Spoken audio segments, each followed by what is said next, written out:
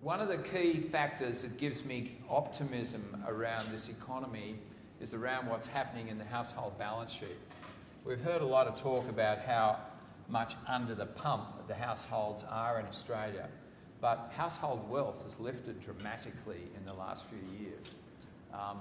2 years ago, it was up by 600 billion, last year by nearly 800 billion, and year to date it's up by another 500 billion. So there's a lot of wealth being accumulated by the Australian household sector, obviously associated with the rise in house prices, with the rise in the equity market, and of course with the accumulation of assets in superannuation.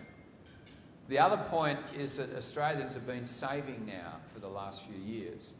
The red line there is total savings including superannuation. The grey line is savings excluding superannuation. Now most of our savings are done for us in the format of companies making contributions for our super fund, but we've also actually started to save excluding that in the last few years. You can see what happened pre-GFC, that the negative savings rate excluding super got to almost 9%, and Australians were really spending the equity in their houses like they spend off their credit card. But in the last few years we've started to accumulate savings in super and of course elsewhere, and particularly in liquid assets. And we see it in our own balance sheet, where maybe before the GFC someone would have a mortgage of 500,000. Now they've got a mortgage of 500,000 and 40,000 in cash balances.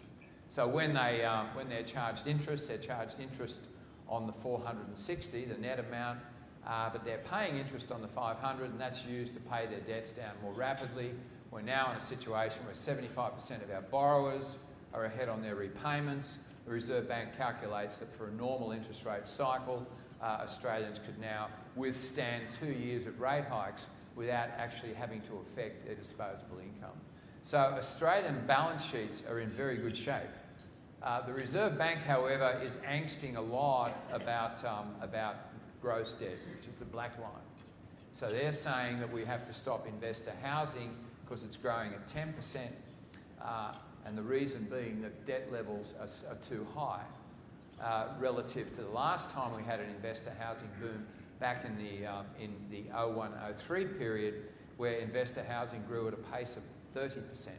So they're getting concerned at a 10% growth when last time they didn't actually act and put increased capital ratios for housing until it got to 30%. But really, they're not looking at net debt. Net debt, after we take off their liquid assets, is in much better shape. It's fallen from 84% of disposable income to 60%. So the Australian household sector is in very good shape, very resilient in my view at the moment.